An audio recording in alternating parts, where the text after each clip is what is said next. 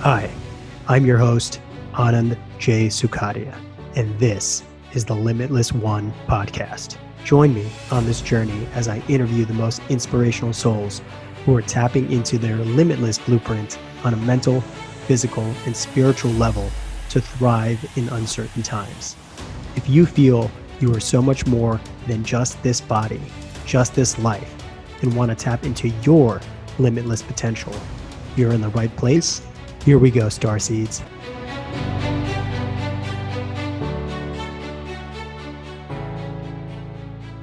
If we are all limitless beings with the ability to tap into our psychic gifts, then why aren't we accessing our divine birthright?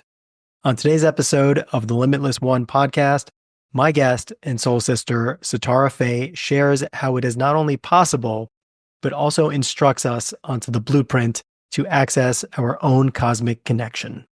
Sitara Fe is the soul name of Samantha Fegert. This shift into her soul name is creating new resonance and heightened visions that has powerfully intensified the effectiveness of meditative transmissions. This journey began almost 10 years ago in her early 20s. Sitara knew there had to be more than life than what was in front of her. Her desire to answer some of life's unanswerable questions led her to the path of deep, soulful journey and healing to become ranked a top 5 female psychic and medium in the United States by the American Federation of Psychics and Mediums by the age of 28.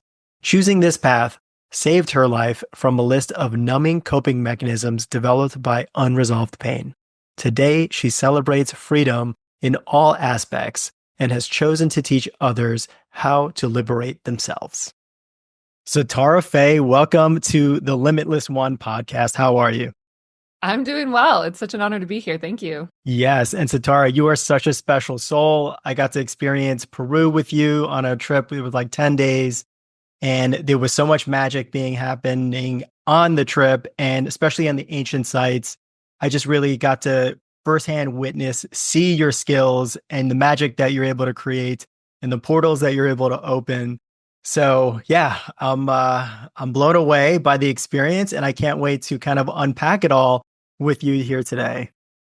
Yeah, I'm really looking forward to it. I think this is going to be a beneficial conversation on so many levels. For sure. I remember, I think it was last week, we did a group integration call. There was like 60 people on there, and you said that you only had 15% of the integration has happened so far. So there's probably a lot more that you're uncovering. So can you just tell us a little bit about what you meant by just you were able to integrate 15% of everything that you kind of experienced? Yeah, that's a loaded question for sure. One, it's that so I've always known within me that part of my life purpose and life experience, and always loose term, let's say for the last maybe 5 years, I started getting these insights that it was going to be important for me to travel to various sacred sites around the world and activate them, talk about them. So much of what we know about these sacred sites has been researched by the tangible, third dimensional understanding, trying to do research, trying to da-da-da-da-da. I've always known that that's not where the information is. The information is in the quantum field. The information is in the magic of these sites. The information is in the portals that we can open when we know what we're doing.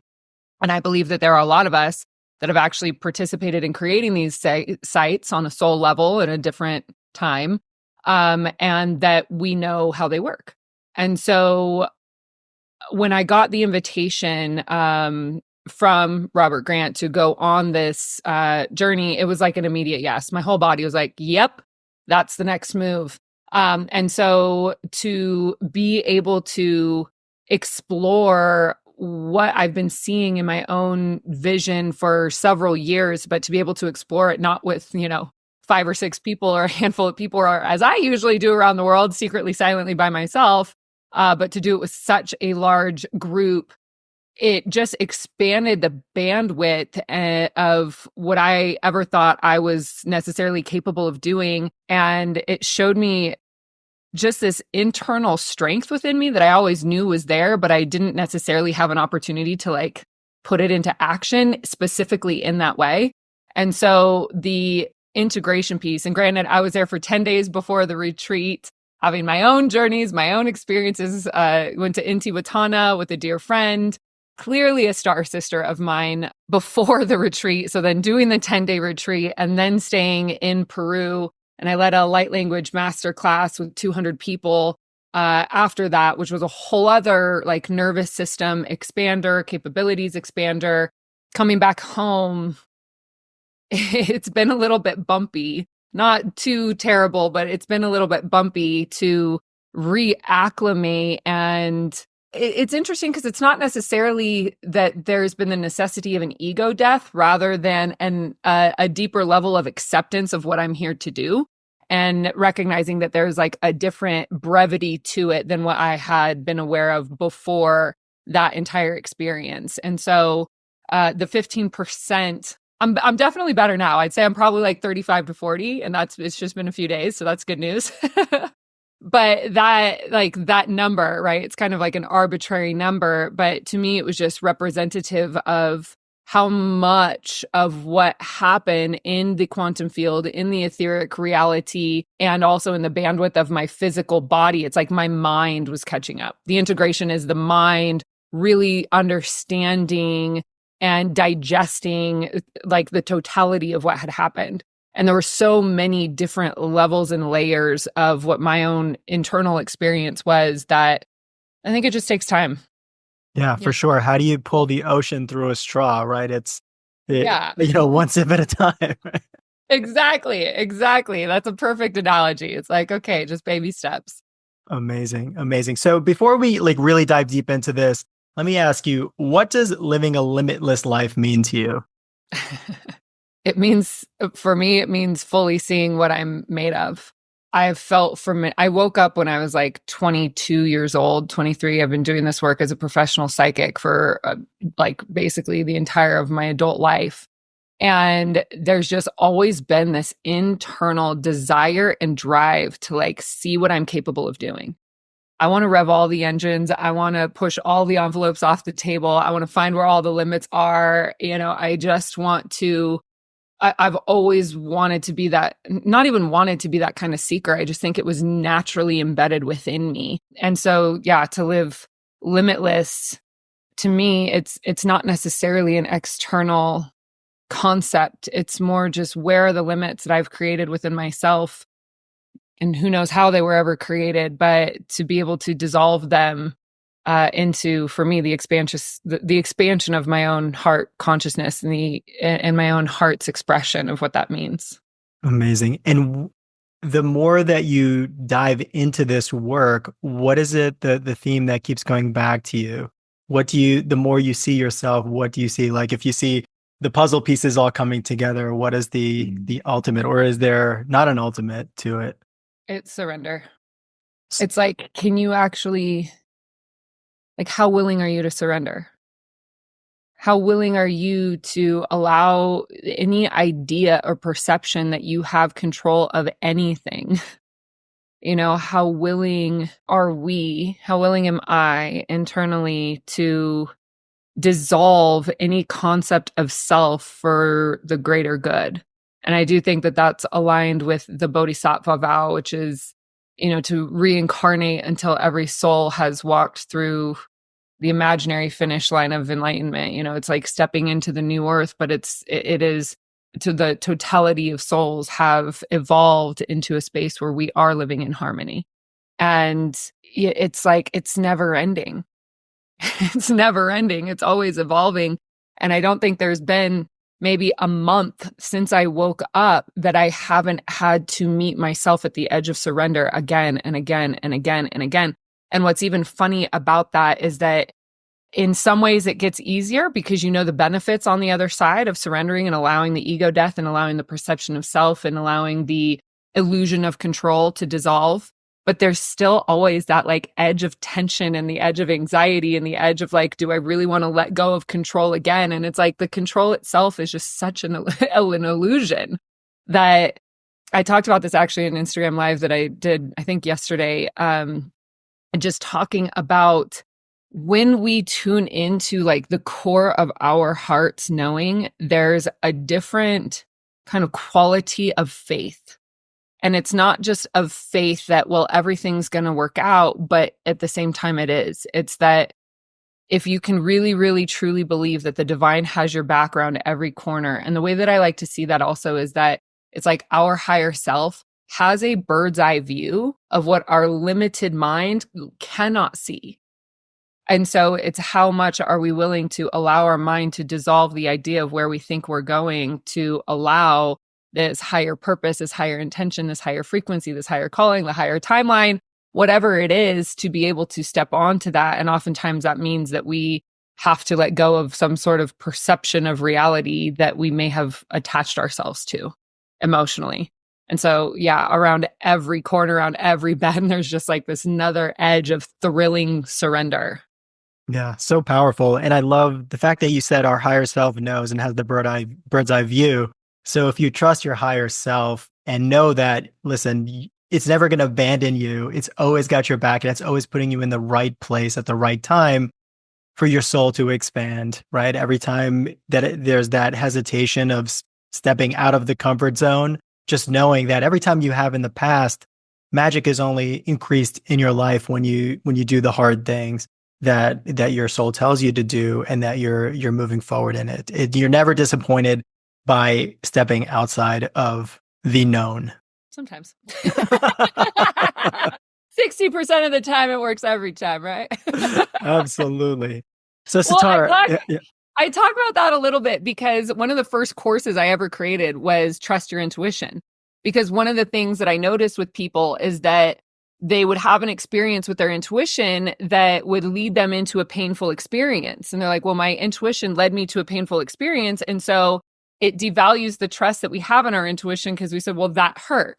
So if I just grip onto the reins, if I grip onto the steering wheel, and I know that I, the mental egoic consciousness, am driving this, ship around, then I know what's going to happen. And so we lean onto that predictability in our life and, assume that's the best or the greatest path that we have available for us. But ultimately, even if our intuition leads us into a painful experience, sometimes that painful experience is meant to be because it loosens the pickle jar in some sort of way to allow the opening that needs to happen. And so if we just stop at step one and we go, well, my intuition led me into this, but it led into a painful experience, but we have this knee-jerk reaction to just go back into the illusion of control, we've kind of missed the point. And what will end up happening is that you'll just keep having that lesson again until the understanding of faith and the ultimate surrender and the choice of no choice really becomes fully embodied.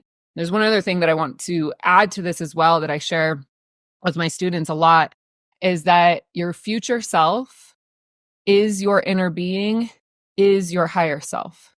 That there is no separation between the idea of who you are internally, who you are in the future, and who you are in the higher aspect of your being and your awareness.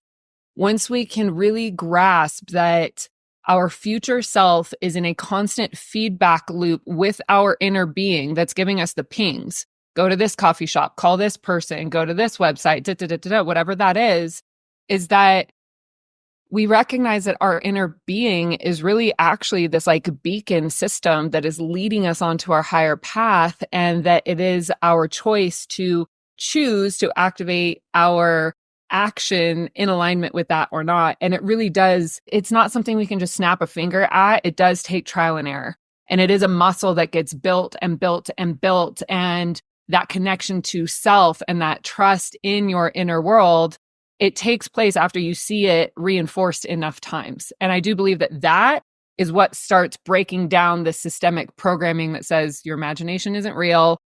Don't trust your intuition. Logic and rationale is a superior intelligence. There's a lot that we all have to do to break down that programming. Yeah. So for somebody who's just kind of starting on this path, how does one tell the difference between higher self communication and ego? Okay. So in my experience, a higher self communication is going to come to you. It comes from your body. It comes from somewhere inside of your body. It's usually your heart. It's usually your gut. but it's usually some type of internal feeling sense, right? If we have anxiety about something, anxiety is usually an indicator that something's off. And so it's not that we want to just turn the anxiety down. It's that there's something in the system that's screaming, whether it's no, don't go that way, or maybe it's a trauma point or something like that. But ultimately, our body is like this antenna of this navigation system.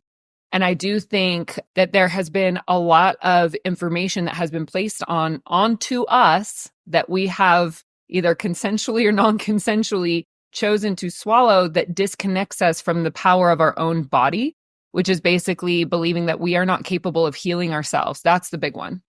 It's that our body wants to be in a state of harmonious homeostasis always.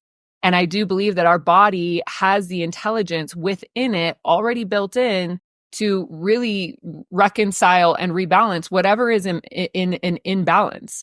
So the illusion or the idea that we are not capable of healing ourselves as the individual, I think is one of the biggest lies that has been brought unto us. And so that's another big part of the deprogramming.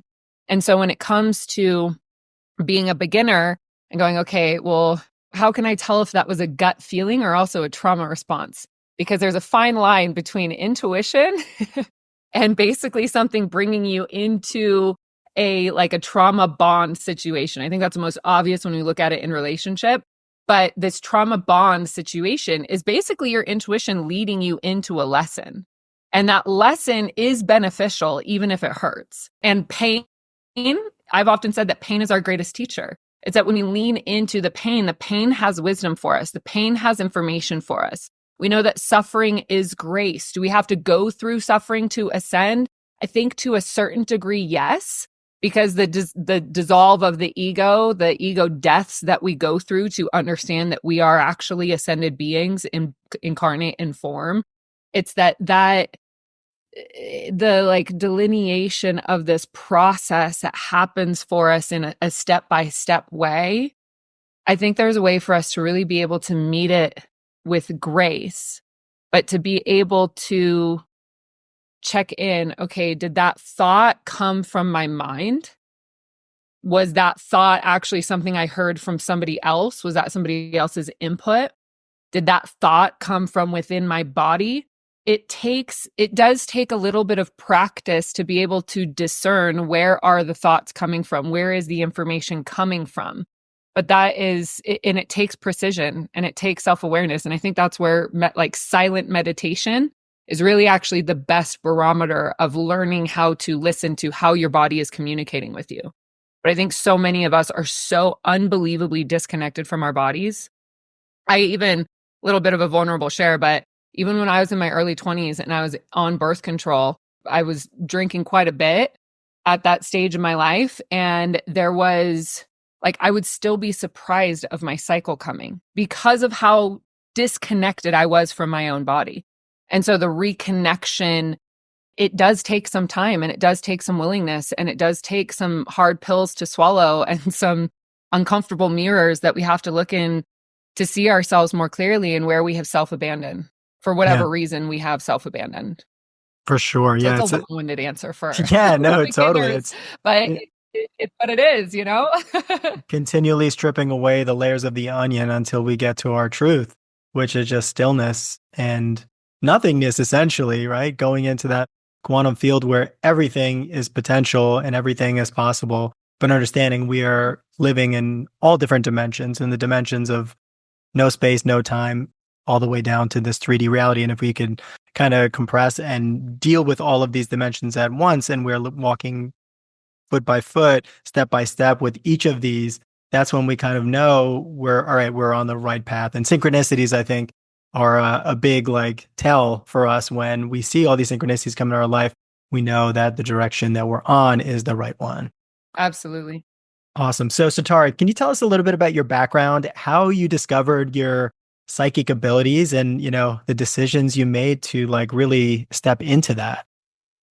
Absolutely. There's a few parts to this one. I was definitely born with these abilities. I was definitely born as a very highly sensitive child. I'm also, this is kind of a funny ad, but I'm also a manifestor in human design, and I was raised by 3 generators. And I say that just because my parents split. So I have stepmom, dad, and then my mother. And in a lot of ways, I don't think they knew what to do with me. I don't think they knew how to handle me. And so there was a lot of even just deep existential reflection, even when I was very young, like even 7, 8 years old. I remember these like really potent thoughts coming through. This world was so intense for me that I think the first time I really wanted to check out, or that I wanted to like get out of my body, I was about 8 years old. And I remember I was like planning how to take myself out, and I was on my bed and I was just having this moment of misery. And I remembered hearing, if it wasn't you, it was somebody else. And that it was like this awareness that I had volunteered in some way to be here. And I just needed to basically like see through whatever these experiences were. And it wasn't until I was getting my degree in psychology and I was taking a transpersonal psychology class, I was reading Dr. Brian Weiss's book, Same Soul, Many Bodies, where he talks about if we can do past life regression, then we can do future life progression. And that future life progression, there was like a concept in there that helped me understand the timelessness of our existence.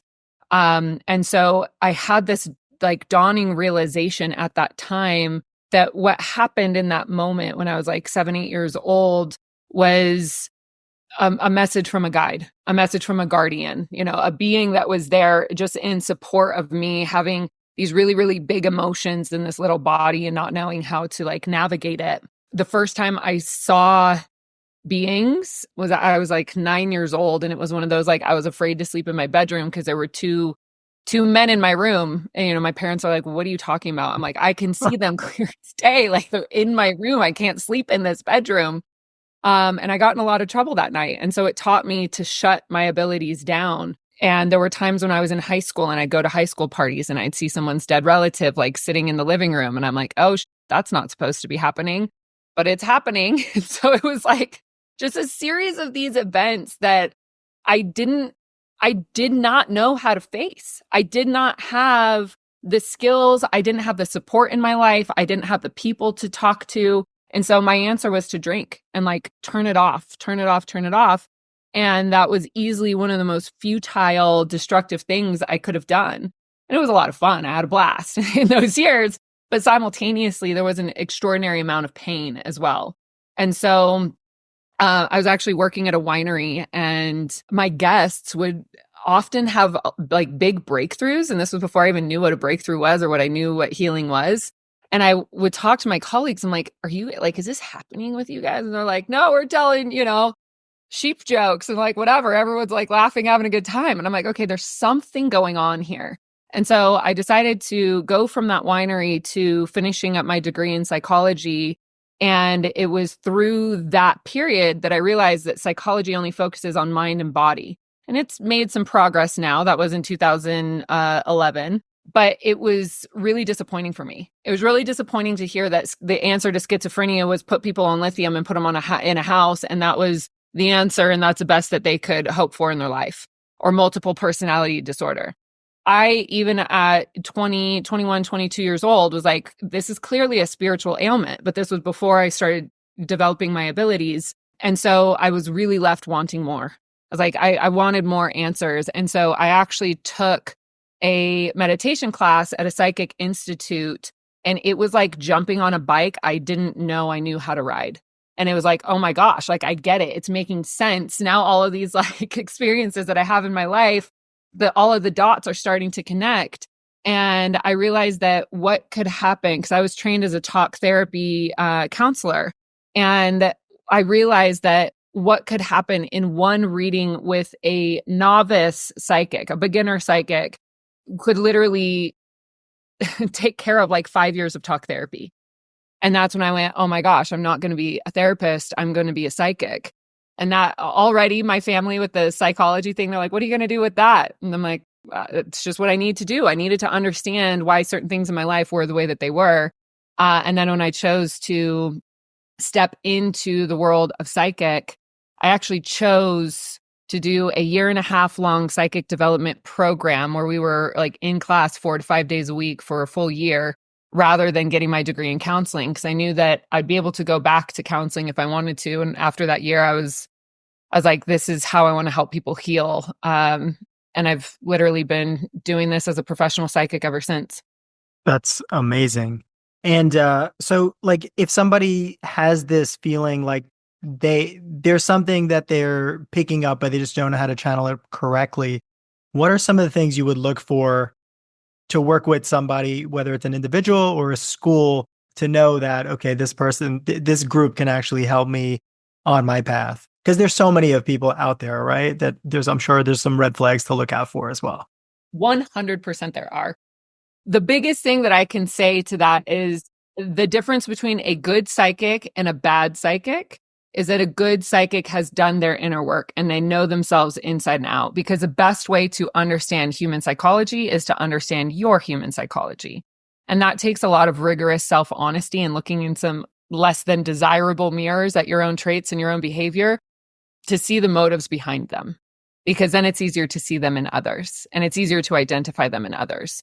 Now, the spiritual world has a lot of landmines and red flags and predators and all sorts of weird stuff, for sure.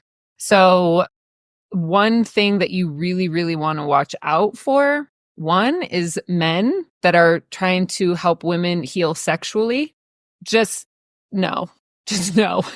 If you are a woman that has sexual wounding and you are trying to reconcile assaults or things that have happened in your life, start with womb clearing and working with female practitioners. Eventually, you'll get to a point where you're able to work with a man that has really actually balanced themselves and they're not predatory. That's the number one thing that I see too often in the New Age field and in the New Age field of healing. And there's a lot of wounding. And the thing about coming into the healing world is that the irony of it is that people are coming into the world of healing because they're wounded. And so there is a lot of opportunity for people to be taken advantage of because they are in pain and they want to get out of that pain. So the first thing first is that, like, we can't protect anybody. And I have guns blazing, flashlights on, calling out some of these people publicly in some chapters in my own life because I don't like seeing people getting taken advantage of. And what it really comes down to is that the person that is choosing to participate in these healing circles, it really is up to them to use their own discernment of, is this person really in alignment with my highest and greatest good? And does that feel right and accurate? Now, here's the thing is that if you can't see someone's intention, it's because you have a mirroring and matching blind spot. So if you have a, let's say, challenging experience with a healing practitioner, it's usually because you need that medicine. It's usually because you need to see that, or because you put someone else's information on a pedestal above your own and you chose to give your power to them. And so the lesson is that you needed to learn to take your own power and be in your own state of empowerment. Now, what I will also say to that is that there's false power, which we see everywhere in this world, and there's true power. False power is basically taking the power from other people. You see this a lot in guru circles. The guru is the devotion to the teacher, listen to these teachings, do this in this way, You're not actually giving the gift of sovereignty and empowerment to the students, to the people who are there finding their way into their wholeness. And so that's also something to look out for. If there is any sense of devoting to something externally. And now we see that a lot in religion as well. And so what I have to say to that is, again, it comes to the understanding, if we are the embodiments of Christ consciousness, meaning we have the teachings of Christ within our own world, and that's one ascended master, right? One teacher that is very well known that we can look after. I was just having my conversation with my grandma about this like 2 days ago. But it's that we have the capabilities of embodying the exact miracles that he was performing within ourselves. And so that is where I see the rise of Christ consciousness. It's like that is through the internal empowerment of sovereignty. So very, very simply, what I would say is that if you find someone whose teachings are encouraging you to be in your own power, that's a very, very, very good sign. If you are finding someone who is saying you have to do it this way, this way, this way, this way, this way, this way, this way, don't trust yourself, trust me, that's a huge red flag. Huge red flag. If there is any teacher that is in any way leading you away from your own intuition, that's where we want to go, hang on a second. Like, what's going on here?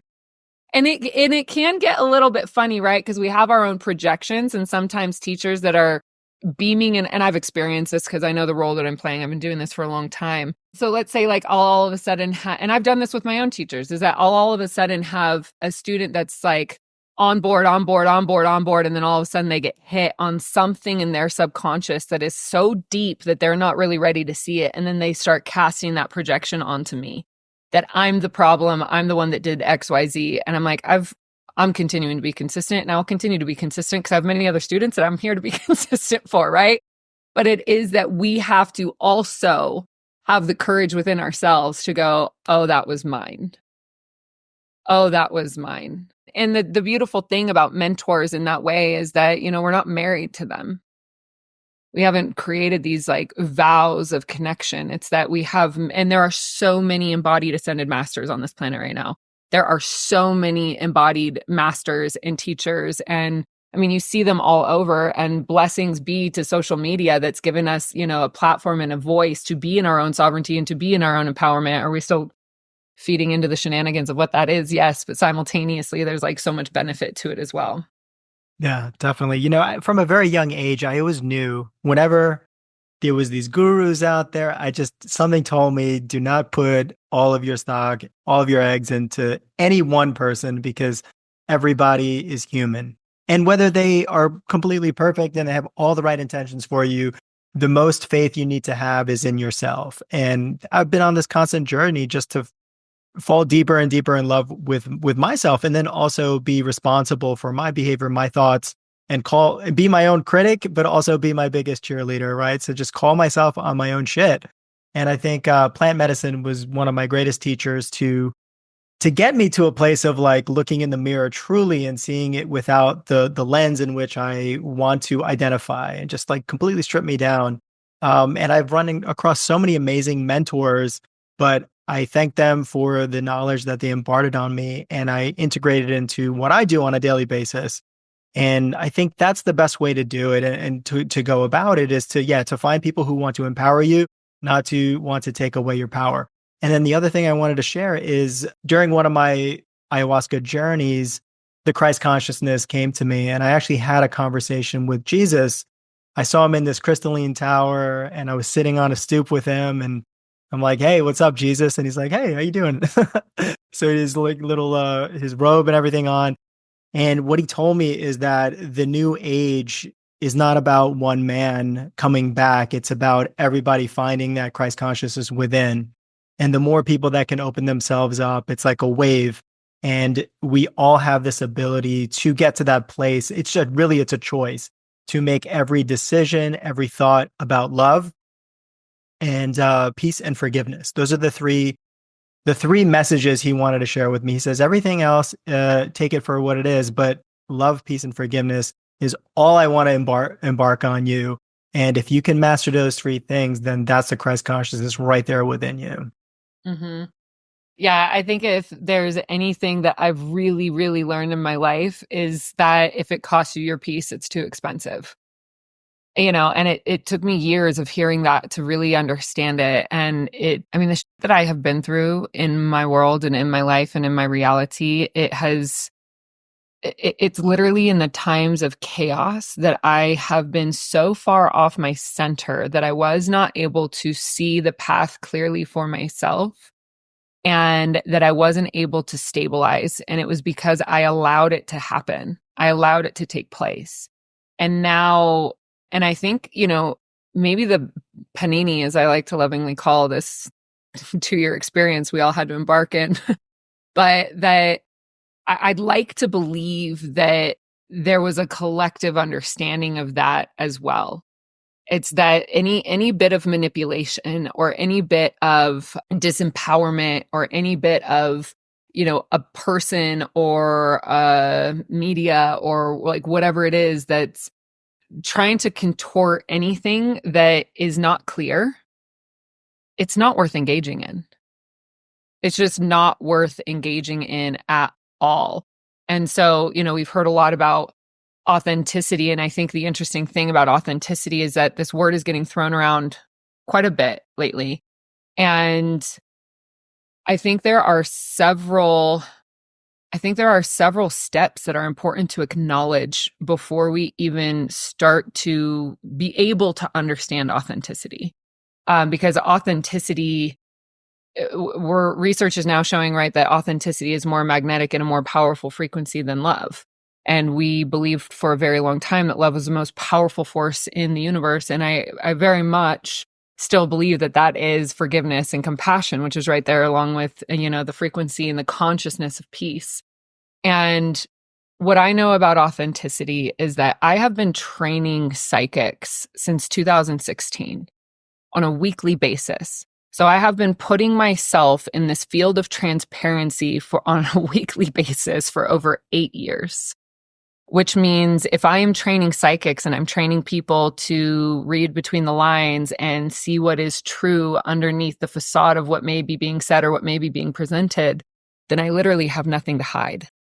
And if I was to try to hide something, then there goes my reputation, there goes my trust, there goes, the value of honesty, the relationships that I have. And so I've had to, I literally haven't had a choice other than to show up completely as I am in every class. And it's been a lot. I'll say that. Sometimes there are days I do not want to turn the camera on. I don't want to put it in front of my face. I don't want to be seen. I'm in my cocoon of reconstruction. And I've just learned that to just keep showing up, because we all have these days. We're all human. We're all going to have those days that we don't want to come out of the trenches, of our own system to be seen and be witnessed. And so what I do have to say about that is that when we're talking about authenticity, what we're talking about is what I like to call vibrational integrity. So it's not just that your thoughts match your words, match your actions. It's that the energetic intention behind every single thing that you think, every single thing that you speak, and every single thing that you do is actually aligned to an internal code of your authenticity authenticity. And if you are not in that alignment of vibrational integrity, it's felt. It's felt in the field. Because where we're going into the new earth is a fifth dimensional or a fifth density. It is all telepathic. It is all energy. And so energy cannot be fabricated, right? Because those of us who are tuned into energy can feel when something is fake. And we may feel that something is off. And we may not know what. We may not have the evidence, but we know that something's off. And so it's that keen sense of precision around what is authentic to us, but not just what is authentic to us, what is also authentic to our own inner being, our own higher self that is expressed through our embodiment.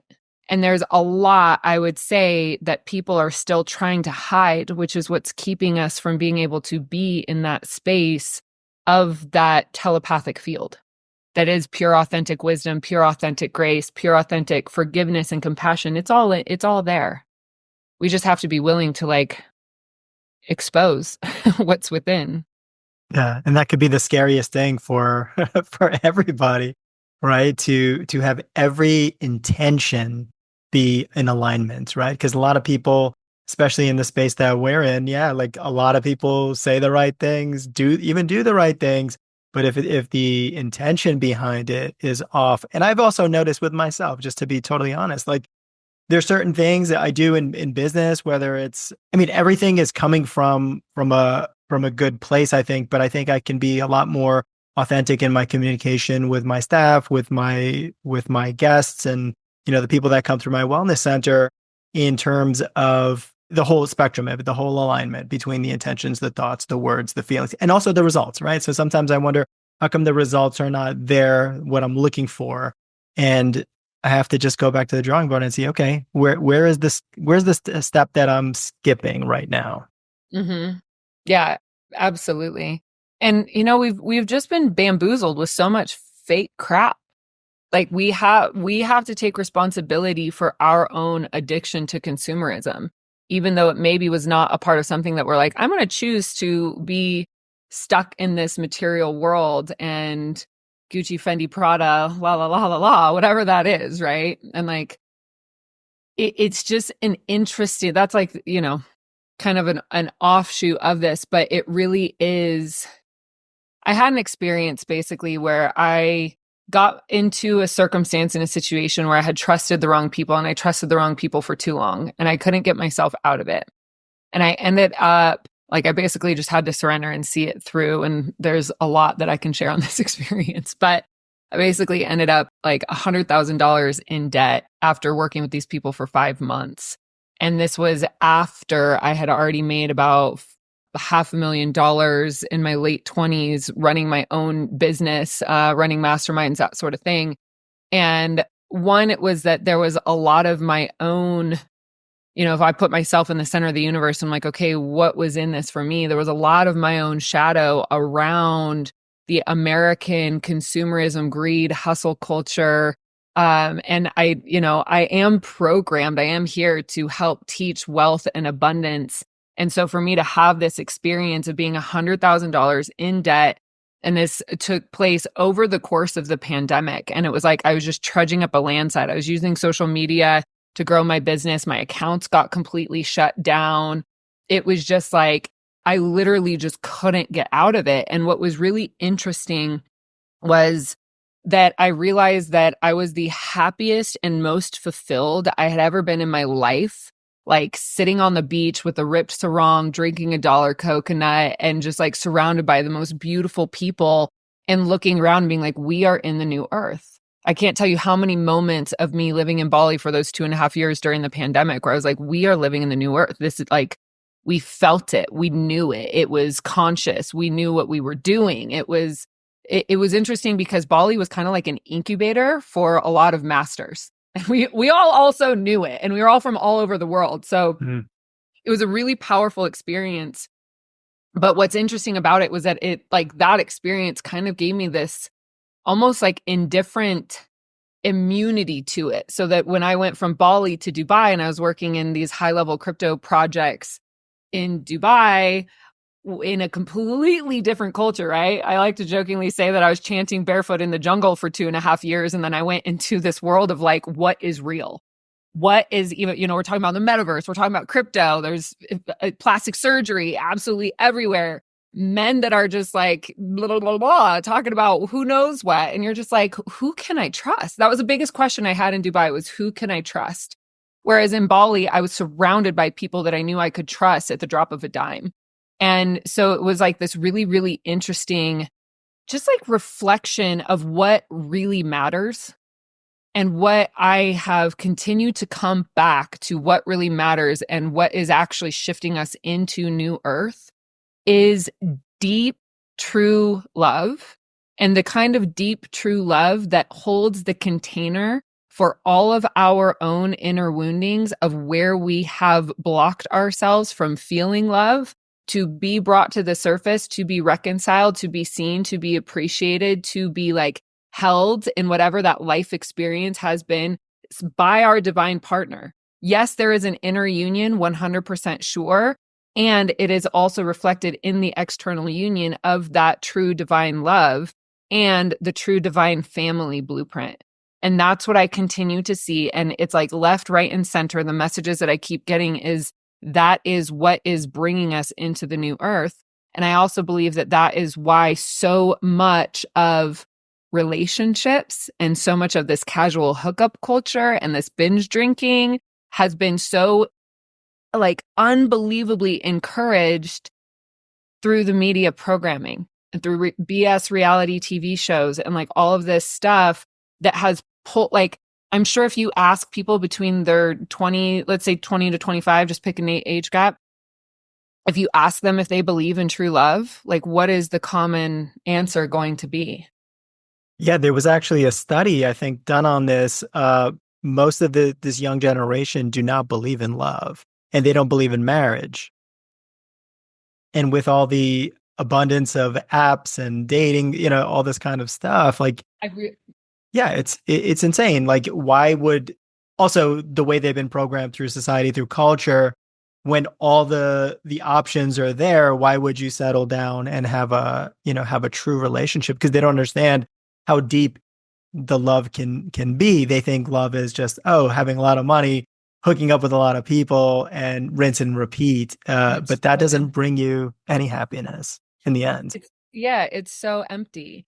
And that, like, there's so, right, I've been consciously detoxing from viral programming and systemic beliefs. And that's the one thing that I actually see is like the most detrimental to the evolution of human consciousness, is that piece right there. It's that our younger generations have fallen out of the belief that true love exists. That to me is like the biggest fracture in the evolution of how we're stepping into the new earth. And I do think it is our responsibility as older generations to actually like buck up and do our inner work and to be able to start bringing that true love. And it really is a blueprint. It's a blueprint and it's a frequency. It does start with self, and then it is mirrored externally and mirrored in the family unit. And as I mentioned at the beginning of this conversation, I came from a family where my parents got married because they were pregnant with me and they got divorced pretty soon after. And so I actually never experienced a cohesive family. There was the yours, mine, our, steps, halves, blah, blah, blah. Like I'm a poster child for the modern day American family. I have 5 siblings and I am the only product of my parents. So it's like this and simultaneously, I do feel that, my stepmom was soul destined to be my stepmom, and my sisters were soul destined to be like that. We were soul destined to be a family together. So I don't even necessarily think that it's like one of these things that, okay, well, if divorce has been present or if there has been breakups or there has been I don't believe that that is not reconcilable. I actually do very much believe that it is reconcilable. And I actually do believe that it is part of the divine plan, in the sense that we are living in a lifetime where things have been so incredibly sped up that we don't have to go through this like one lifetime at a time with one partner. It's that, let's say we have 5 lifetimes where we were with 5 different partners and the karmic cycles haven't ended with them. And so in this lifetime, we actually have these 5 super deep karmic patterns that we have with these partners. But it's happening in one lifetime because we're actually in this experience where the quickening has arrived. We're living in the age of prophecy. And so some of us have to get on that wheel of karma and find that point of forgiveness to actually wrap up those loose ends. And as a psychic, I have seen that quite a bit. So I don't necessarily have this like shame of the disintegration of relationship. And I also believe that each of our partners in that sense carry a specific encoding that is designed to help us meet ourselves in a deeper way if we allow it. And I think the distortion that's happening right now and I'll just speak to the United States because I know it the best, is that people are not taking responsibility for their healing, and they're not taking the responsibility for what their role has been in the dissolution of the relationship. And they're not owning up to the lessons that are there for them to help them grow and evolve. And that's where, stepping into healing communities and men's circles and women's circles and that sort of thing actually is extraordinarily beneficial and can help exponentially. Yeah, so true. And I realized my life like took off after I stopped blaming others for whatever happened in the past in terms of relationships and stuff. And actually, after an ayahuasca experience, this is my first ayahuasca experience. I had a life in review. And afterwards, I spent 6 months reaching out to family members, to ex-girlfriends, to ex-fiancés, all these things, all these people, and just apologized and forgave and just said, I wish you love, I wish you the best. And I truly felt it. And after that, like my allergies went away. I had like asthma, my skin issues, like what, it's like we're carrying all this burden of these feelings, these emotions that are unresolved. And when we can finally let them go, and it's easy as that. Obviously, I had to go through a experience like ayahuasca, but at any moment, we have the ability to let go of all the shit that we've been trying to carry around with us.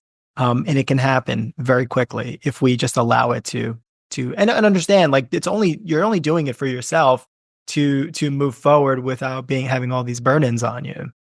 Mm-hmm. Yeah, I made a reel yesterday specifically talking about forgiveness, and that forgiveness in its most simple form is just simply, I let you off. I let you off. It's letting go of the tug of war rope.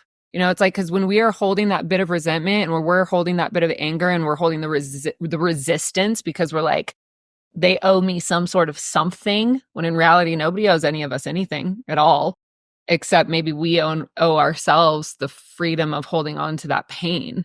And so it's like, I literally just see forgiveness as the letting go of the tug of war. We want to do all these cord cutting ceremonies, and we have to get them out of our field, and they like get so intense. And we're like, okay, but you're the one holding it. At the end of the day, if you feel that you owe an apology, then yeah, that's a beautiful thing as well, because it clears the intensity. Because if we like go through and cut all these cords, but we're not integrating the lessons of what our responsibility was, or like what the gold nuggets were there for us, then I just feel like we're doing ourselves a huge disservice on our own path of ascension, which is taking the responsibility for the role that we played. And maybe sometimes that role is that we stuck around too long. Yeah. And that we owe ourselves the apology, or, whatever. Forgiveness for ourselves. Absolutely. And taking full responsibility, whatever happens, whatever people want to do, they're going to do, but you don't have control over that. You only have control over yourself. It's like I play tug of war with my dog in a dog tree or dog toy, and I'm pulling and he's pulling. And then all of a sudden I let go and he's like, all right, dude, I'm done with this. And he walks away. It's like, it's the same concept. Exactly. I love it. So amazing. Thank you for sharing all that. So by now, I'm sure anyone who's listening to this wants to know, okay, how can I take that next step to work with you, or to understand what kind of offerings you have? Because a lot of my audience, do have psychic abilities. They're tinkering into it right now, and having someone like you to kind of guide them, I think is an amazing opportunity. So tell us a little bit about how you work with individuals. Yeah, I actually work more with groups now. I have this last year, I started doing these like 3-day masterclass series that have been absolutely unbelievable. I used to do them 3 days in a row, and it was like way too much. I'd have like half the attendance by day 3 because it was so much energy. So I ended up spacing them out. But you can find them on my Instagram, which is at sitara.speaks, the link in the bio. But we've got the Quantum Leap Immersive, Quantum Cash Flow, the Entity Clearing Masterclass. I like to think that these are beginner level, and basically anybody at any level can join into them. But they are very, very strong. They are very strong meds. They are life-changing in a very short period of time. And then I also have a membership that's called Align, and we meet twice live every month with probably about 50 live recordings. And then I also do business training. So I'm doing quite a bit, but it's really because I absolutely love every aspect. And the business training and development to me is where I am like the most passionate, because I really believe that there are so many talented light workers, healers, psychics, mediums, intuitive, like choose your word, creatives, even artists, that are not necessarily, that it's like doing the business development is not exactly intuitive. That is where our logic and reason and, the masculine side of us really has to create that structure. So it's creating the pricing, the conversations, the marketing. What is it that we're doing? And that's where I get really excited, because I really believe that when you are aligned with your heart's true purpose, and you start putting yourself out there and you start putting your offerings out into the world, it leaves no stone unturned. any bit of your insecurities, any bit of your unworthiness, any bit of your people pleasing, any bit of your codependency, any bit of all of it, literally, you get to look at it straight in the face and actually acknowledge what it is or where you are holding yourself back. And so it's inner child. I mean, like, it's literally the full gambit. And so that is really where like my flagship passion is in growing the soul-centered business and seeing that as our main path of growth and ascension as well. Incredible. Incredible. Yeah. And what is the website that they can go to learn about these? Monad. Yeah, it's Monad, MONAD, society.com. Amazing.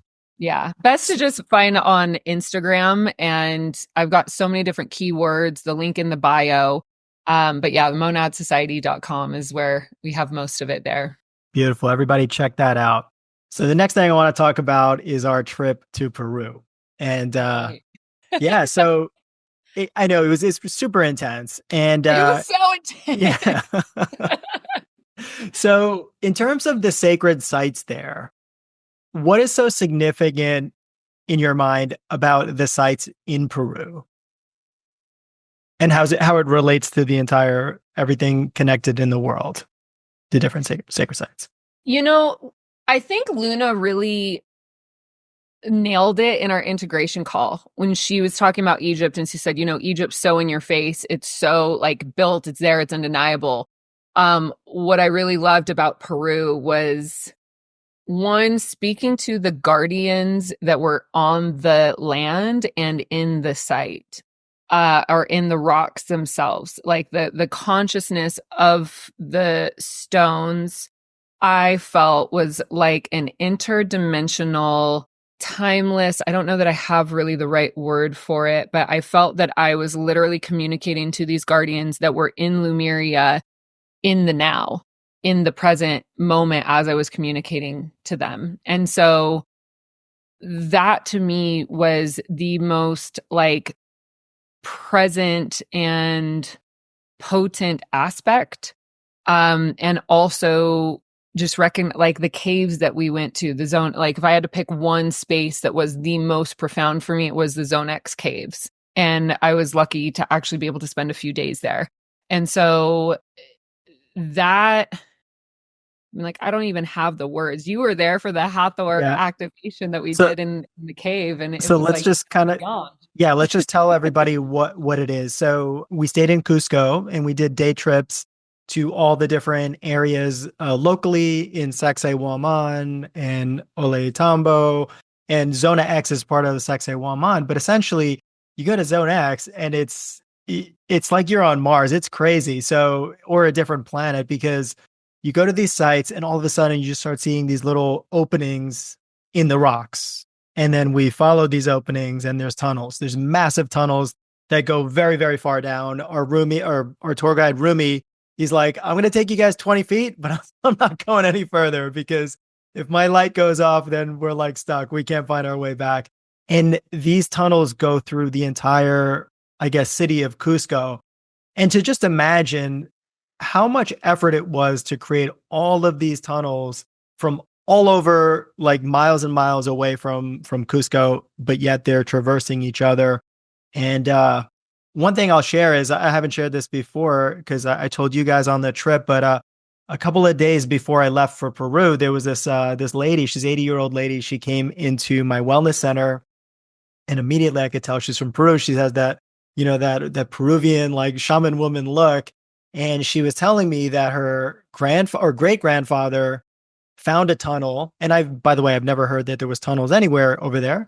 And this was, years and years ago, he went down this tunnel, had to like take a ladder and rope. And he went all the way down miles and miles deep.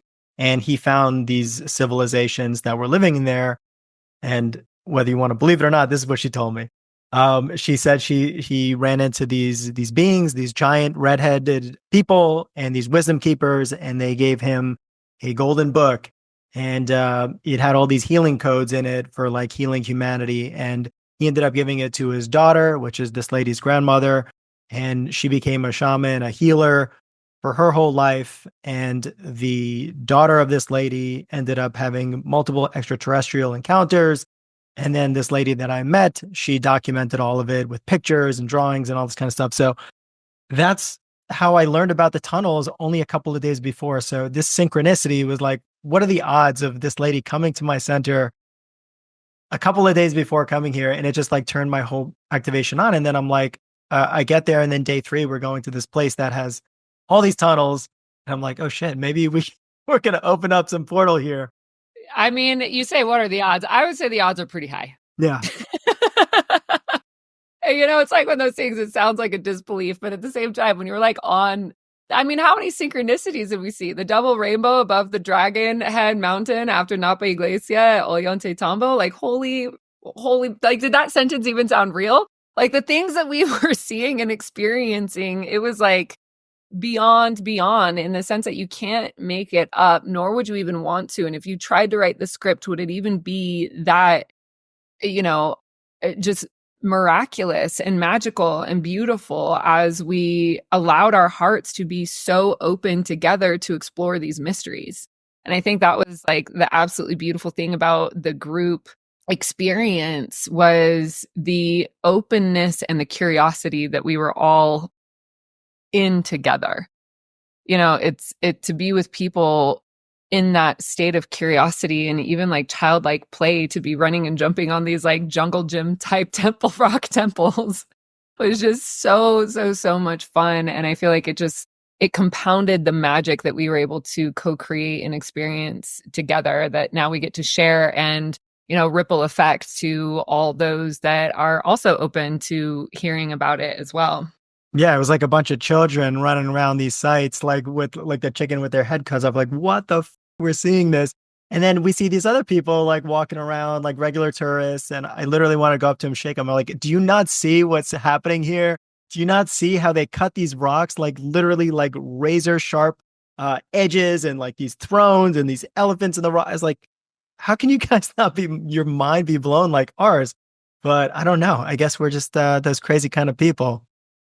So I love that you brought this up, because I think this is a really, really important piece to how we are understanding the integration into the new earth and what we're doing there, right? It's that we were at these sites, we were in, a group bubble, so to speak. We knew when there were people that were aligned to our bubble, and when they were, maybe it's 1 or 2 here, 1 or 2 there. But I experienced this when I walked into Telos in Mount Shasta in Pluto's cave, was that I was very aware that I was walking into another dimension of awareness, like a frequency, and I could feel it. There was it was almost like an energy barrier in front of me. And when I would feel it, I would pause and I would open my heart and I would ask permission to walk into that space. And I could tell that I was elevating in a field, and simultaneously there was a woman that was next to me, and I could tell that she was not.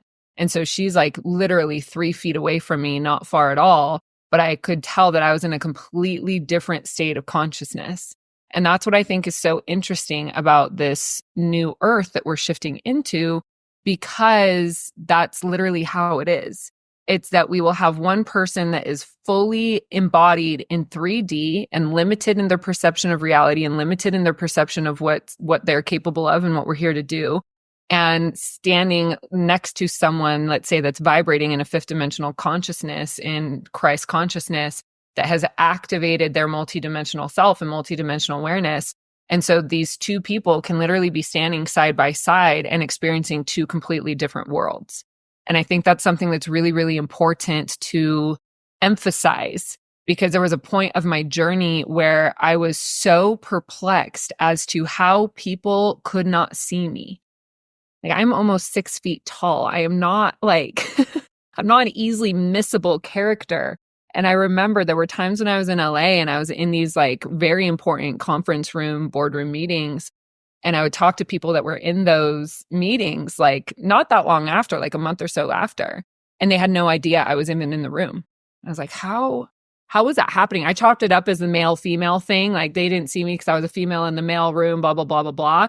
And then it dawned on me later that I was like, oh, they like actually couldn't see me.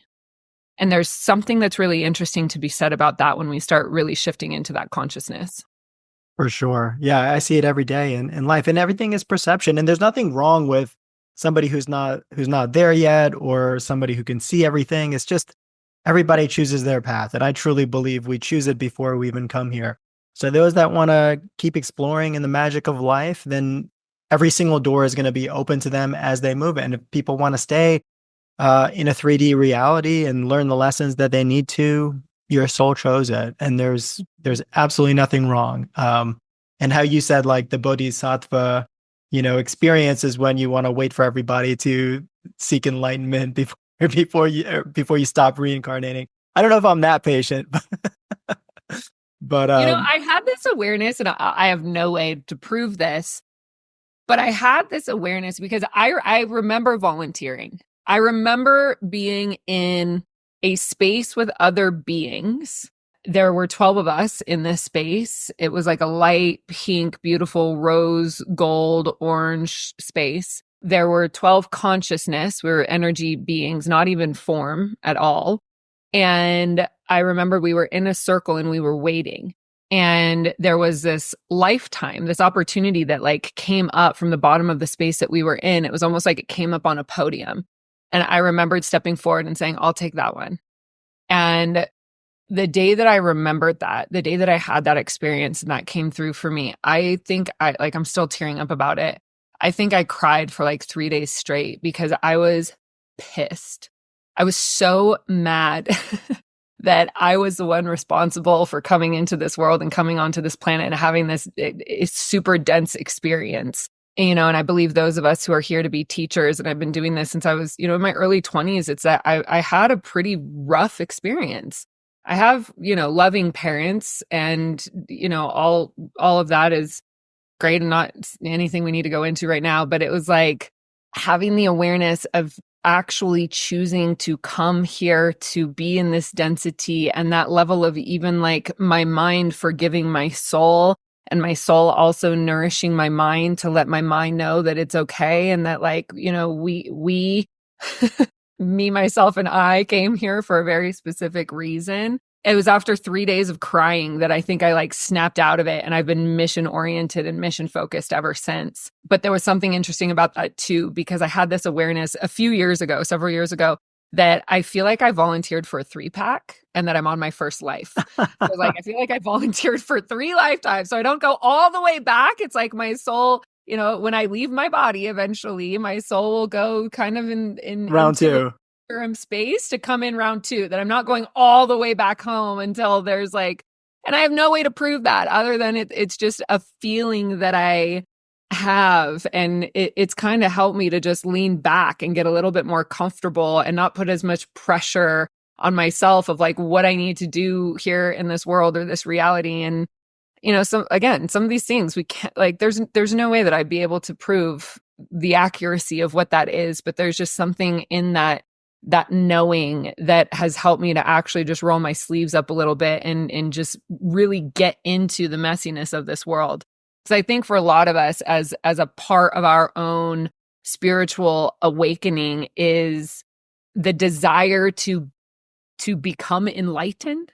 And that desire, that chase, that like exploration to become enlightened actually pulls us out of this human experience. And our soul is already there. Our soul is already completely there. Like, we came into this world, into this reality to roll our sleeves up, to get in the mud, to like experience what we came here to experience, to have our heart broken, to rise in love, to learn the lessons, to understand grief and loss. And it's like, that's the beauty of what is here for us. And like, can we experience those moments of bliss and enlightenment in our form? I do believe more and more and more so every day, but it's like the more that we actually lean into what this human journey and human experience is all about. And there was an awareness that I had because I realized I was sabotaging my relationship space. I was sabotaging my desire to have a family. I was sabotaging my business. I was sabotaging all of this because I did not want to make ties and agreements that would keep me here. I was like, if I don't make any ties and I don't make any agreements, then I can like get out as soon as possible.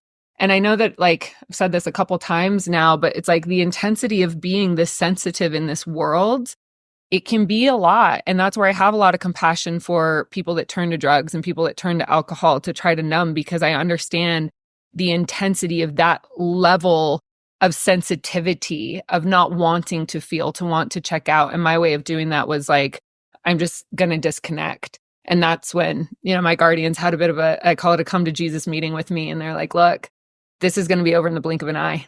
They're like, your lifetime it's literally like a drop in the bucket in comparison to like what else is out there. And it goes by so fast at the end of the day. And it's almost like fleeting, but it's also so important and it matters so much simultaneously. And they just said, you got to get in. Like, you've got to get in, put yourself in the ring. They what they showed me was like a mud pit. And they're like, you just got to get in and get dirty and embrace this. And yeah, there was a massive shift for me that happened. And that was also right around the time that I changed my name from Samantha to Sitara, which was a whole other ego death experience. Wow. There was a lot in that 2-month period. That resonates so deeply with me. Let me tell you what happened to me. So I was in a sound bath breath work. This was like 2012, 2013, something like that.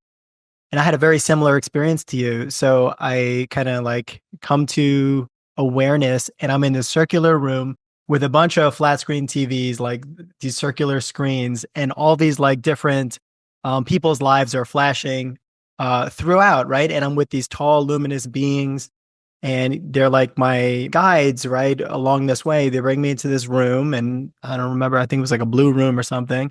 And they said, okay, you have to choose a life now. And these are the different options, but they're going so fast. So he's like, you got to make a decision quickly. And we have 10 seconds for you before the next person comes up. So I'm looking. And then all of a sudden I see my parents. And then I'm like, I guess I should go there. And he's like, okay, run. So I'm like running, and I dive into the screen, and boom, I come out the other side. And that was so like, it was so clear, this vision that I had. And I was like waking up from it. I'm like, holy shit. Like, that was realer than anything I've ever experienced. So yeah, very much and similar to your story. So I know I'm not totally crazy for imagining that. You're definitely not crazy. I've met some crazy ones. You're definitely not one of them. Exciting, maybe. Yeah, that's beautiful. Did you ever see the movie Soul, the Pixar movie Soul? No, but everyone tells me to watch it. It's similar to what you just experienced. And like, as a medium, you know, I speak to baby beings. So these are beings that are ready to incarnate in form. And I speak to loved ones that have passed that are on the other side, guardians, beings, entities, all the whole thing. Like, once you step into it, it's all of it. But I was actually really impressed with that movie and like the research that they must have done to be able to depict it, because I felt that, you know, from my perspective, I actually felt that it was like very accurate. It was playful and it was, you know, cartoony and like a kid's movie type deal, but I did feel that there was a lot of accuracy to it in a really beautiful way. Beautiful. So just wanted to get back to the Peru chat. So we were talking about tunnels back in the day, right? So we were in Zona X. So we, like, I guess there was a few of us inside of this one tunnel. I forget if there was a name for it or whatever, but all of a sudden I started oming in there. And then I don't know what happens in terms of time or whatever, but then all of a sudden I hear Patricia, one of the people on our trip, and a few other, and then you come and sit down, and all of a sudden I see you like getting your phone out and you start recording, and then we're in it. It's like, okay. I did ask if you wanted to go before we were about to turn the place into a spaceship. You did. You absolutely did. But I was kind of like in between worlds. And it was almost like, okay, everybody's here for the ceremony. Like, all right, we're starting now. And then boom, we just went for it. So can you walk us through like what you saw, what you did? Because you were doing a lot of the activations. All I was doing was oming and holding space. I was the only guy in there with, I think it was like 6 other women who were just like chanting these beautiful hymns. And I don't even know else how to describe it. But yeah, let me hear from your perspective what happened. My heart is like beating so much right now. I don't even know why. It was such a powerful moment. One was because I felt to go in there because we saw the Hathor cow and the Hathor Omega symbol in the rocks in that particular tunnel. So when I started channeling my light language, I kind of played this like cosmic, are you my mother for a little bit? I'm like, is it Palladian? Is it Syrian? Is it Arcturian? Is it where, like I couldn't quite figure it out. And then I asked Spirit to guide me to insights, and they led me to a website, Tom Kenyon's website, actually on the Hathor material. And I read through a bit of that biography, and it was just like chills rolling through my body. So I have a very, very strong connection to Hathor. And a lot of her abilities are abilities that I have, and like some of my strongest ones. And so I've always felt, since I started channeling my codes, a very, very clear connection. So when we saw that, that's when I went, okay, this is where I want to be. I want to see what's going to happen here. And it just felt right and natural. And so we went in there, small group. I didn't want to make a fuss about it, because we were doing so many like transmissions with the whole group, and it was a lot of energy to maintain and hold. And I just felt in that moment that there was this like perfect synchronization of who's right that were there. And so, yeah, dropped in. I had also just had a really, really potent experience, actually, that I feel like is notable, because I know that this had an influence on what happened. Was we were at that Viracocha face carving, and I had put my hands on the walls on both sides. And I've had a lot of my Lemurian past lives memories start coming online since I was in Dubai. I had the first one in Dubai that was like groundbreaking for me. And then this time it was just like over and over and over again. And that's how I felt like I was able to connect with the guardians, was because I was speaking their language. And because they heard me speaking their language, they opened up and shared a lot of information with me. And so I had this experience right before where I was witnessing, like I was a spirit in the room of a temple ceremony that was going on in Lemuria. There were 12 initiates. There was a heart above them, and this heart was like beating, and they were transmitting their information and their energy to this heart that was basically the seeding of this information to humanity from that point in time. Do we have like a timeline of when that was? Could we say 12,000 years before, or even earlier, or happening right now, or happening in the future? It's to be debated. Who knows? And maybe it's all of the above, right? All of the above. And so what was interesting was that I was having this awareness that I, in this here and now present time body, was in that temple space as a guardian in the energy of the field that was connecting to that heart. And so I started transmitting the information saying, we're here and we're receiving this information, and your intentions and your prayers and what you're doing in this ceremony has worked. And so I started to see this heart that was just like beaming, beaming, beaming. And when I say heart, I mean actually like an anatomical human heart. And so it went from this like red kind of blackish color to where it started beating more and more to this like golden like orb. And it actually started glowing, glowing, glowing. And I was just like, and this is within a matter of 5 minutes. I have it recorded. It's actually one of the transmissions that I recorded. And so I'm witnessing, and I'm just saying like, thank you for allowing me to be a voice for sharing this information. And like, I'm holding it to the utmost respect and like, just in deep graciousness for this experience. And then all of a sudden that heart like came out of that vision and just like hit me in the chest and absorbed into my like whole being. And then it was after that I had to have Cheryl hold my hand, because I was like, I'm having troubles walking. Like, this is so much. And so it was literally right after that experience that we walked into that space where Rumi was bringing people into the cave. And I'd already been down there from the other time that we went. And so, went into this space where Hathor, the Hathor encoding was, you were there, Patricia was there, Carrie was there. And I know that there were a few other people that were out there listening, but at that point my eyes were closed. So what I was doing, what my intention was to basically just continue to activate the connection of our heart's consciousness, the consciousness of our, the entirety of our being.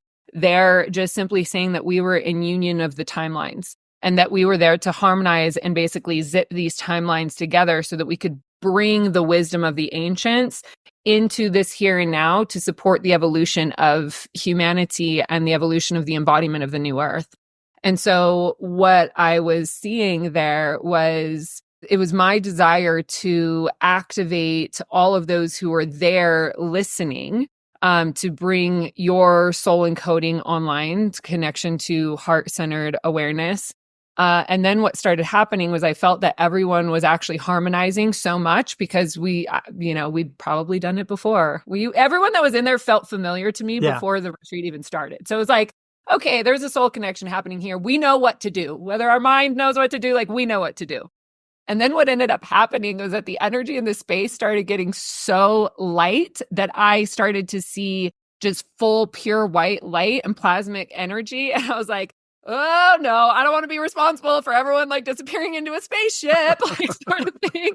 And so it was like, as soon as that plasma energy started coming in, it was like, okay, let's oscillate, let's bring it in, let's allow it to come into our field. And also like, let's just start taking the elevator down because there's 70 other people here.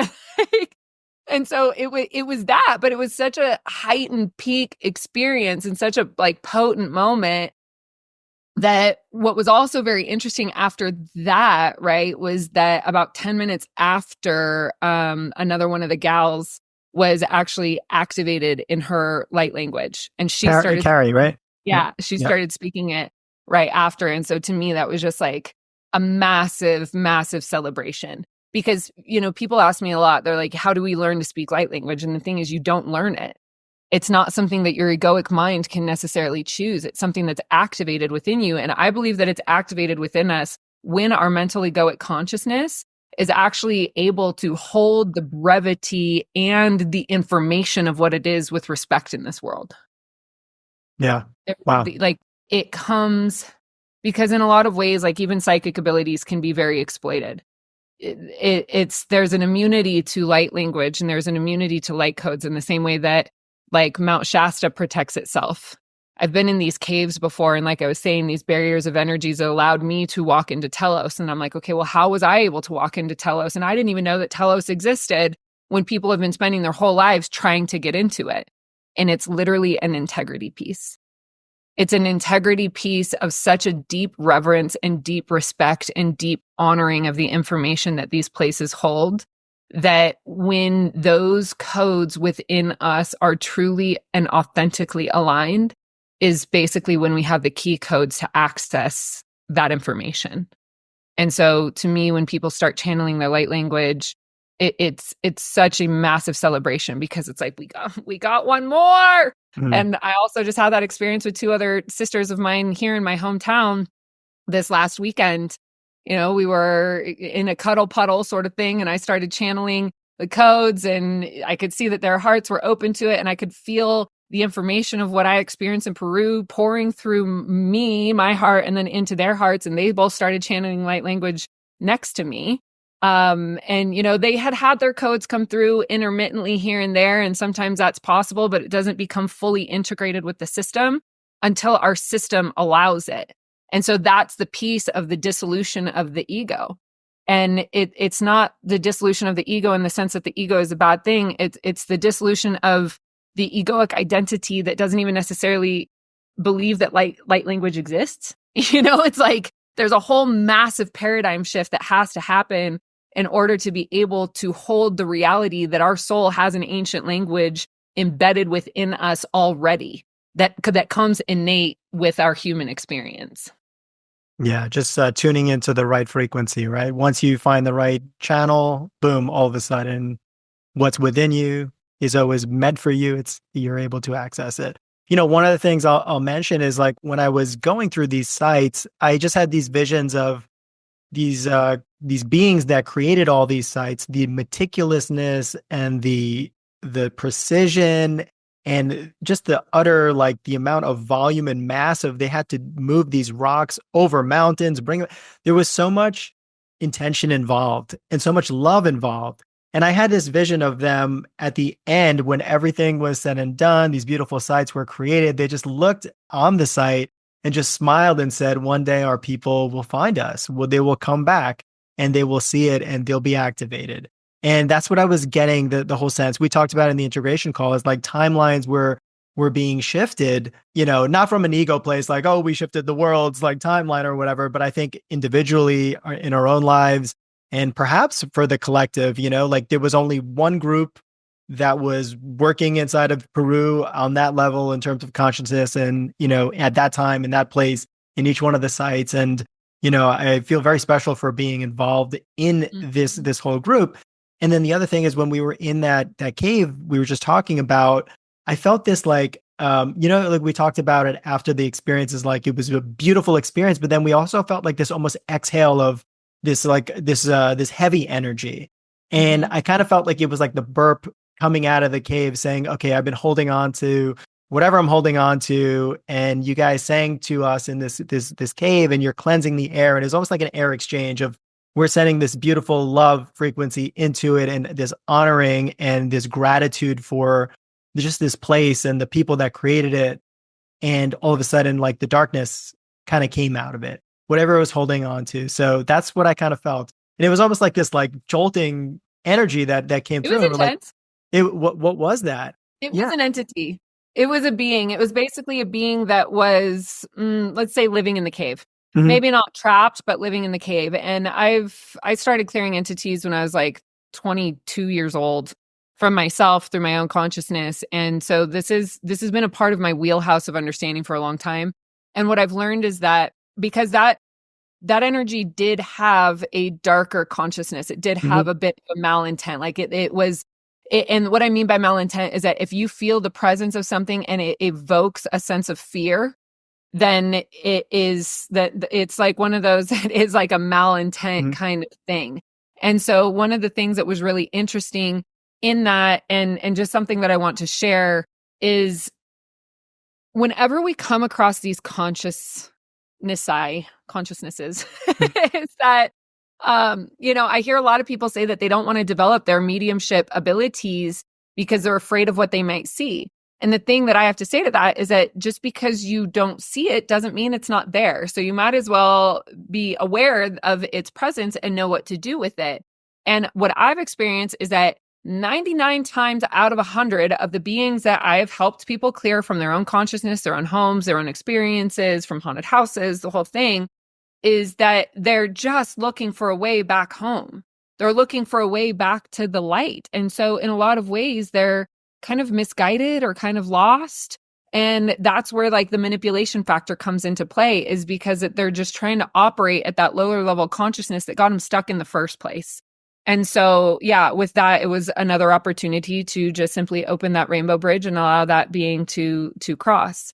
And that is one of the natural abilities that I do have, is being able to cross earth bounds and being able to communicate with these, essentially lost spirits or misguided spirits that are causing or creating harm to human beings, and walking them back home. Beautiful.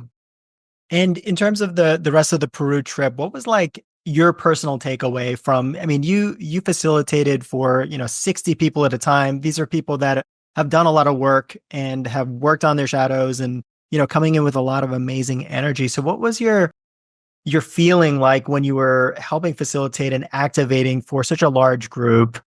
That's a great question. It was really intense.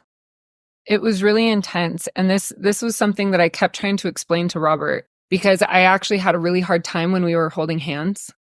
And the reason that I had a really hard time when we were holding hands, and especially doing the circle, the cycle of energy, is that part of the way my abilities work is that I actually have this like encoding that gives me access to the collective pulse. So what I do, like if I'm doing a one-to-one reading, I'm connecting with the higher self of the person that I'm reading, that basically gives me the access to their information that I share, and just hold that mirror back to them of what they want to hear from themselves, essentially.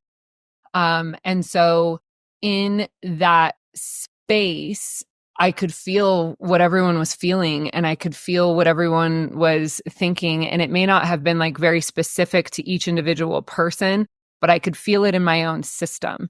And so it was the actual clearing out of what was not mine and everybody else's energy and emotions and all of that. I found was at times that part was a bit challenging for me, because usually I would have a rest period after these to basically recenter and recharge. And I just didn't feel that I necessarily had that. And so it was an extraordinary amount of input and acceleration and processing. And in a lot of ways, it was like most beautiful blessings and opportunities of my life to be in that space with people. And the other interesting thing to just be very transparent about it was that I know that a lot of people came there to be with Robert and Robert's teachings, and Robert's teachings are very, very different from mine. And so I know that there were a lot of people that were maybe not expecting and not as prepared for the level of depth that we were able to go to in that, divine union with the divine feminine. And so that was an honor to be with and witness and experience. And yeah, I think if that opportunity does ever present itself again in my world in whatever way that shows up, I would definitely have to make more time for my own personal rest and integration to be able to show up more fully. Because by the end of it, I was like running on fumes a bit. So it was, that was just my own internal personal experience with what that was like.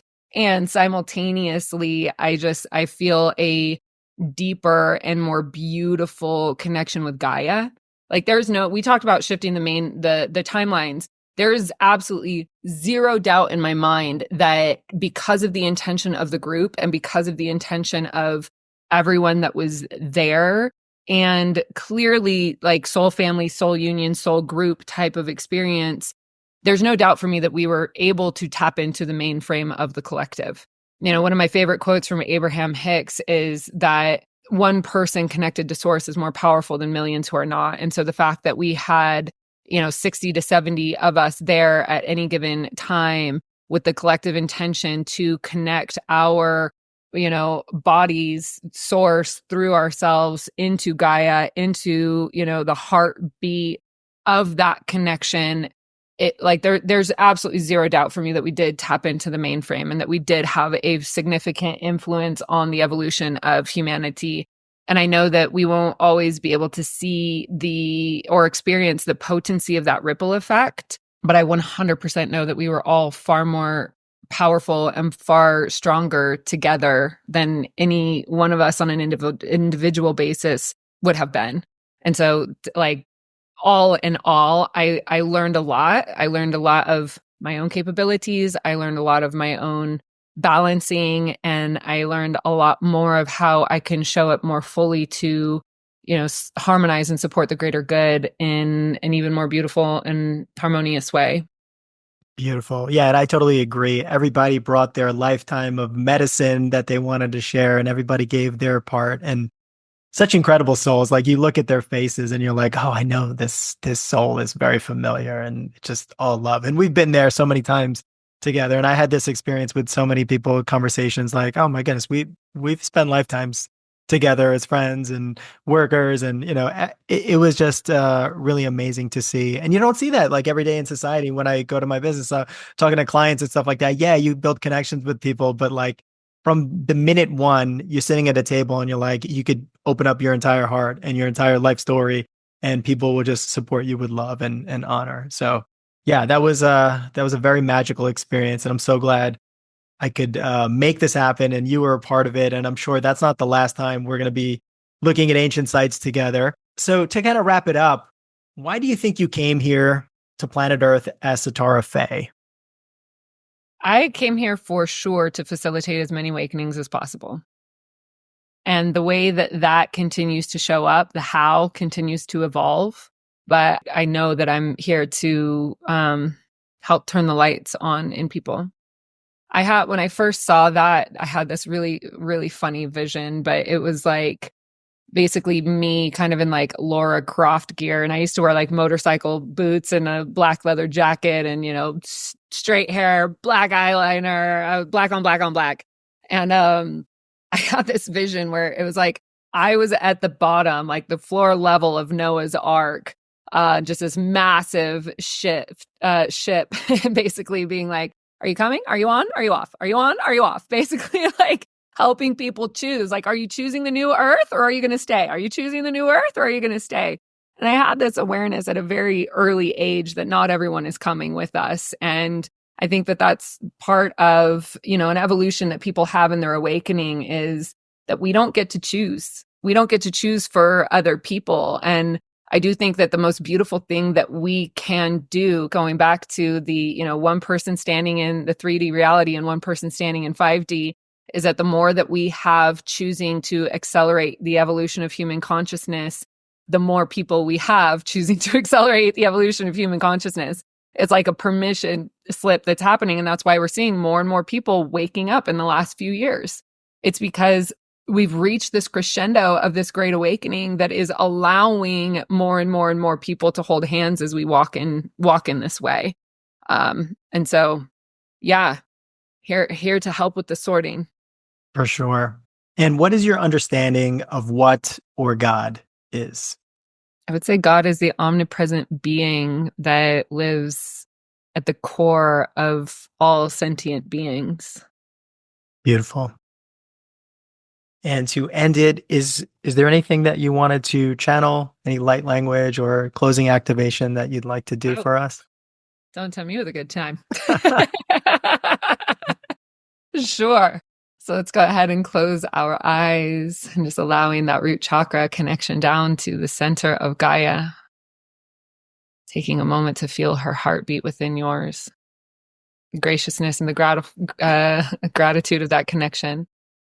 Yasya yo huatria wamunaya yokwa siatria yo siatria yanya yawa punuku sutruna ayaki siatri yo kwa ya siatria akatrian yawapu nuku sutruania iapu nuku siatria ayakia siatrai yo kwa muaya ya siotru unuku utroaya nia wahakapu yo sia yanya hyokwana wahakatri I atria siotruan wahayawapu unuku sutru ia siatri yakyo wanai siatri.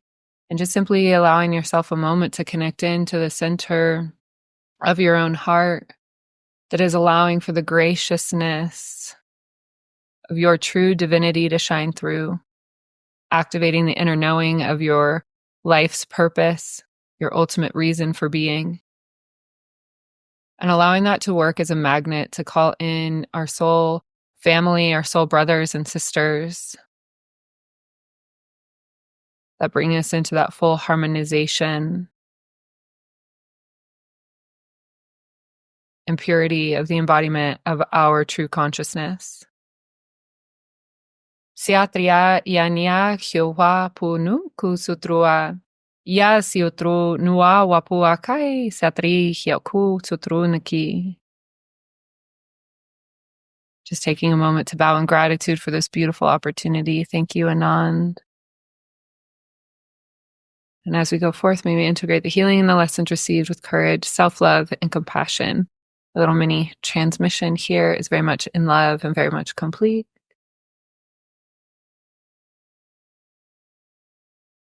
Thank you so much, my sister. I love you very much, and I appreciate you coming on today. Yes, thank you so much. And yeah, love to you as well. I knew it was like one of those moments that was first moment I saw you in that, funny restaurant. It's like, that one. Yay. It's so good. And it's such an honor to meet and know you again here in this world. Absolutely.